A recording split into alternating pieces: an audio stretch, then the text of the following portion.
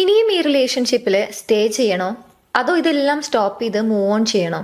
ഇങ്ങനൊരു ക്വസ്റ്റ്യനിൽ ഇപ്പോഴും കൺഫ്യൂസ്ഡ് ആയി സ്റ്റക്കായി നിൽക്കുന്ന ഒരു പേഴ്സൺ ആണ് എന്നുണ്ടെങ്കിൽ ഇനി പറയാൻ പോകുന്ന സയൻസ് നിങ്ങൾക്ക് കാണാൻ സാധിക്കുന്നുണ്ടെങ്കിൽ നിങ്ങൾക്ക് ഈസി ആയിട്ട് കോൺഫിഡൻ്റ് ആയിട്ട് മൂവ് ഓൺ ചെയ്യാം. ഒന്ന്, നിങ്ങൾ ഇഷ്ടപ്പെടുന്ന വ്യക്തി അല്ലെങ്കിൽ നിങ്ങളുടെ ലൈഫിലുള്ള ആ ഒരു പേഴ്സൺ നിങ്ങളെ ഡിസ്റെസ്പെക്ട് ചെയ്യാൻ തുടങ്ങിയിട്ടുണ്ടെങ്കിൽ, അത് പബ്ലിക്കലി ആയിക്കൊള്ളട്ടെ പ്രൈവറ്റ്ലി ആയിക്കൊള്ളട്ടെ, നിങ്ങളെ കംപ്ലീറ്റ് ആയിട്ട് ഡിസ്റെസ്പെക്ട് ചെയ്യുന്നുണ്ട്.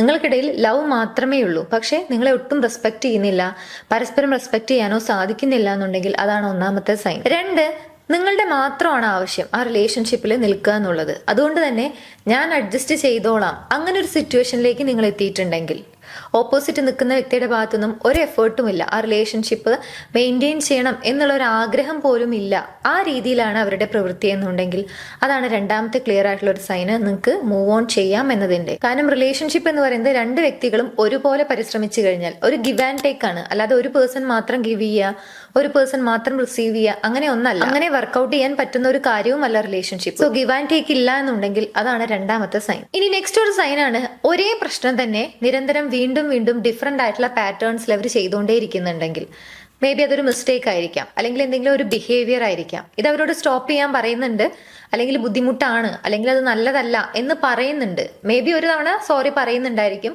പക്ഷെ അതിനൊരു ചേഞ്ച് ഒന്നുമില്ല. അതേ കാര്യം തന്നെ ഡിഫറെന്റ് ആയിട്ടുള്ള രീതിയിൽ വീണ്ടും വീണ്ടും ചെയ്തുകൊണ്ടിരിക്കുന്നുണ്ടെങ്കിൽ, ഒരു മാറ്റവും ഇല്ലാതെ വീണ്ടും വീണ്ടും ചെയ്തുകൊണ്ടിരിക്കുന്നുണ്ടെങ്കിൽ അതാണ് ക്ലിയർ ആയിട്ടുള്ള മറ്റൊരു സൈൻ. ഇനി നെക്സ്റ്റ് ഒരു കാര്യമാണ്, നിങ്ങൾക്ക് നിങ്ങളായിട്ട് ഇരിക്കാൻ സാധിക്കുന്നില്ല എന്നുണ്ടെങ്കിൽ, എസ്പെഷ്യലി അവരുടെ കൂടെ ആയിരിക്കുന്ന സമയത്ത് നിങ്ങൾക്കൊരു ടെൻഷനാണ് കൂടുതലായിട്ടും ഫീൽ ചെയ്യുന്നത്. ഒരു സമാധാനം എന്നതിനേക്കാൾ കൂടുതൽ എന്ത് ചെയ്തു കഴിഞ്ഞാലും ആ വ്യക്തി എങ്ങനെ പ്രതികരിക്കും എന്നുള്ള ഒരു കാര്യത്തിനെ കുറിച്ച് നിങ്ങൾ എപ്പോഴും ആങ്സൈറ്റിയാണ് നിങ്ങൾക്ക് ഫീൽ ചെയ്യുന്നത് എന്നുണ്ടെങ്കിൽ അതാണ് ക്ലിയർ ആയിട്ടുള്ള ഒരു കാര്യം. ഫോർ എക്സാമ്പിൾ, ആ വ്യക്തി കൂടെ ഉണ്ടായിരിക്കുന്ന സമയത്ത് നിങ്ങൾ എങ്ങനെയുള്ള ഒരു പേഴ്സൺ ആണോ, ഒതന്റിക് ആയിട്ട് നിങ്ങൾക്ക് മറ്റൊരു പേഴ്സണോട് സംസാരിക്കാൻ സാധിക്കുന്നില്ല, അല്ലെങ്കിൽ നിങ്ങളുടെ മൊബൈൽ ഫോണിലേക്ക് ഒരു നോട്ടിഫിക്കേഷൻ വരുമ്പോഴേക്കും അല്ലെങ്കിൽ ഒരു മെസ്സേജ് വരുമ്പോഴേക്കും നിങ്ങൾക്ക് ടെൻഷൻ ആവുന്നുണ്ട്. കാരണം ആ വ്യക്തി ഇനി ഇതിനെങ്ങനെയാണ് പ്രതികരിക്കുക, അല്ലെങ്കിൽ എന്തെങ്കിലും പ്രോബ്ലം ഉണ്ടാക്കുമോ, അല്ലെങ്കിൽ വഴക്കിടുമോ, ഇങ്ങനെയുള്ള ഒരു ടെൻഷനാണ് കൂടുതലായിട്ടും ആ വ്യക്തിയുടെ കൂടെ ആയിരിക്കുന്ന സമയത്ത് നിങ്ങൾക്ക് ഫീൽ ചെയ്യുന്നത് എന്നുണ്ടെങ്കിൽ, അങ്ങനെയുള്ള ഒരു ഫീലിങ്സ് ആണ് നിങ്ങളെ നയിക്കുന്നത് എന്നുണ്ടെങ്കിൽ അതാണ് ക്ലിയർ ആയിട്ടുള്ള